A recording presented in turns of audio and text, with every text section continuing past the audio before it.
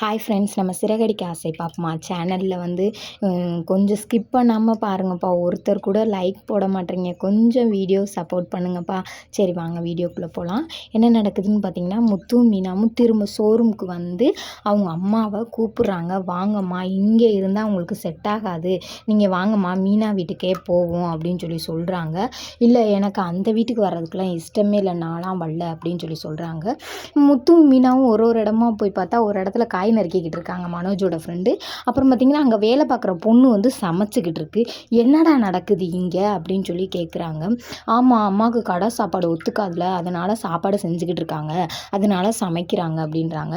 அப்புறம் கொஞ்சம் நேரம் கழித்து, அம்மா சிக்கன் வாங்க சொல்லியிருக்கேம்மா, முத்துவும் மீனாவும் இருப்பாங்களா, அவங்களுக்கும் சேர்த்து வாங்கவா, இல்லை நமக்கு மட்டும் போதுமாம்மா அப்படின்னு சொல்லி சொல்கிறாங்க. மனோஜ் சொல்கிறாரு. அதை சொன்னோன்னையும் முத்துவும் மூஞ்சியை பார்க்குறாங்க, அவங்க அம்மாவும் மூஞ்சியை பார்க்குறாங்க. டே, இது ஷோரூம்டா, கடை வியாபாரம் பார்க்குற இடம்டா, இங்கே போய் சமைக்கணும் வைக்கணும்னு சொல்லிக்கிட்டு இருக்க, என்னடா யோசித்துக்கிட்டு இருக்க, உனக்கு கடையை ரன் பண்ணணும்னு கொஞ்சம் கூட ஒரு ஆசை இல்லையாடா அப்படின்னு சொல்லி முத்துவும் மீனாவும் கேட்குறாங்க. மனோஜ் சொல்கிறார், நான் என்ன செய்ய முடியும், அம்மா சொல்கிறது தானே எனக்கு அப்படின்னு சொல்லி சொல்கிறாரு. சொல்லிக்கிட்டு இருக்கையில் எவ்வளவோ முத்துவும் மீனா வாங்கம்மா போவோம் வைப்போன்னு சொல்லி கேட்குறாங்க. நான் ஒரு வீட்டுக்கு போய் பட்டதே எனக்கு போதும்டா சாமி, இனி நான் எந்த வீட்டுக்கு வரல, நான் இங்கேயே இருந்துக்கிறேன், என்னை ஆளை விடுங்க அப்படின்னு சொல்கிறாங்க. அத்தை, நீங்கள் வந்து அங்கே படுக்கத்தனத்தை போகிறீங்க, அப்போ நான் படுக்கிறேன்னு சொல்லி நீ குத்தி காட்டுறியா, தூங்கிக்கிட்டே இருக்கேன்ட்டு, அப்படி சொல்லலத்த அப்படின்னு சொல்லி சொல்கிறாங்க. ஏம்மா, நீங்கள் மீனாவை திட்டாமல் உங்களால் இருக்கவே முடியாதா, என்ன சொன்னாலும் ஒரு தப்பான ஒரு குதர்க்கமாக எடுத்துக்கிட்டே நீங்கள் பேசுவீங்களாம்மா, இங்கே பாருங்கம்மா, இவன் என்ன நடத்திக்கிட்டு இருக்கான்னு, ஷோரூம் வச்சுருக்கியாம்மா, இங்கே சமைச்சு நீங்கள் இது பண்ணால் அவ்வளோ கஸ்டமர்ஸும் வெளியில் போயிட மாட்டாங்களா, வைக்க மாட்டாங்களா அப்படின்னு சொல்லி முத்து சொல்கிறாரு. ஆல்ரெடி அப்படித்தான் போய்கிட்டு இருக்காங்க, ஆனால் இதையும் சொல்கிறாரு முத்து, கேட்க மாட்டேன்றாங்க. அப்புறம் பார்த்தீங்கன்னா, அவங்க 2 பேரும் வெளியில் போயிடுறாங்க. அப்போ என்னம்மா, முத்து மீனாவும் வந்தவங்க போயிட்டாங்க அப்படின்னு சொல்லி சொல்கிறார் மனோஜ்.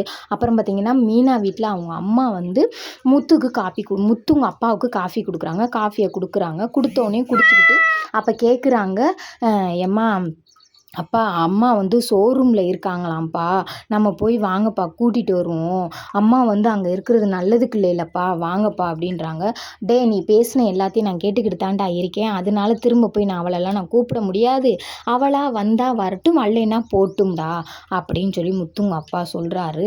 அப்போ முத்துக்கிட்ட வந்து மீனா அம்மா சொல்கிறாங்க, நான் கூட வரேன், வாங்கப்பா போய் கூட்டிகிட்டு வருவோம். இல்லை அத்தை, நீங்கள் வந்தால் அம்மா உங்களை கேவலமாக பேசுவாங்க, பரவாயில்லப்பா, நம்ம குடும்பம் தானே, அவங்க பேசுனா பேசிட்டு போட்டோம், அது அவங்களோட குணம் அப்படின்றாங்க. பரவாயில்லத்த, யாரோ எப்படி எப்படியோ இருக்கிறாங்க, நீங்கள் வந்து எனக்கு இவ்வளோ தூரம் இருக்கீங்கன்னா எனக்கு ரொம்ப மனசு சந்தோஷமாக இருக்குத்த அப்படின்றாங்க. முத்து வந்து அவங்க அப்பாட்ட எவ்வளவோ கம்பல் பண்ணி வாங்கப்பா வாங்கப்பான்னு கூப்பிட்றாரு. அவங்க அப்பா வர மாதிரி தெரியல. சரின்னு சொல்லிட்டு முத்து சொல்கிறாங்க, சரி விடுங்க, அப்பாவுக்கே விருப்பம் இல்லை, நம்ம என்ன செய்ய முடியும், நம்ம ஒன்றும் செய்ய முடியாது, அவங்கவுங்க வேலையை பாருங்கள் அப்படின்னு சொல்கிறாங்க. சரின்ட்டு அவங்கவுங்க வேலையை பார்க்க கிளம்பிக்கிட்டு இருக்கையிலே பார்த்தீங்களா, ஷோரூமில் விஜயா வந்து தலையை பிடிச்சிக்கிட்டே படுத்திருக்காங்க. அவங்களுக்கு காய்ச்சல் வேற அடிக்குது. கொஞ்ச நேரத்தில் பார்த்தீங்கன்னா, அவர் மனசு கேட்காம அவங்க வீட்டுக்காரு கூடயே வந்துடுறாரு. முத்துங்க அப்பாவும் வந்துடுறாரு. வந்து பார்த்தா அங்கே வந்து அவங்க ஆளுக்கு ஒரு பக்கம் சமைச்சிக்கிட்டும் வச்சுக்கிட்டும் இருக்காங்க. ஷோரூம் எப்படி ஓடுது அப்படின்னு கேட்டால், ஷோரூம் ரொம்ப பள்ளத்தில் ஓடுது அப்படின்றாங்க. அப்புறம் விஜயா, என்ன செய்கிற அப்படின்னா, காய்ச்சல் அடிக்குதுங்க, எனக்கு ரொம்ப முடியலைங்க அப்படின்றாங்க. சரி வா ஹாஸ்பிட்டல் போவோம். இல்லை, ஹாஸ்பிட்டலுக்கு வேணாம், மனோஜ் கூட கூப்பிட்டியா, நான் போகலங்க அப்படின்றாங்க. சரி வா, மாத்திரையாவது மெடிக்கலில் வாங்கி தரேன் அப்படின்னு சொல்கிறாங்க. இல்லை, அதெல்லாம் வேணாங்க அப்படின்னு சொல்கிறாங்க. இன்னும் ரோசை தண்ணி தள்ளி வைக்க முடியலையா, வா மீனா வீட்டில் போய் கொஞ்ச நாள் இருப்போம், இப்படியே நம்ம காலம் ஓடிராது, கொஞ்ச நாளைக்கு தான் அந்த ஆர்டரை வாங்கிட்டாங்கன்னா முத்து ஏதாவது ஒரு வழி பண்ணிடுவேன், நம்ம அதுக்கப்புறம் நம்ம வீட்டுக்கே போயிடலாம் அப்படின்னு சொல்லிக்கிட்டு இருக்காங்க.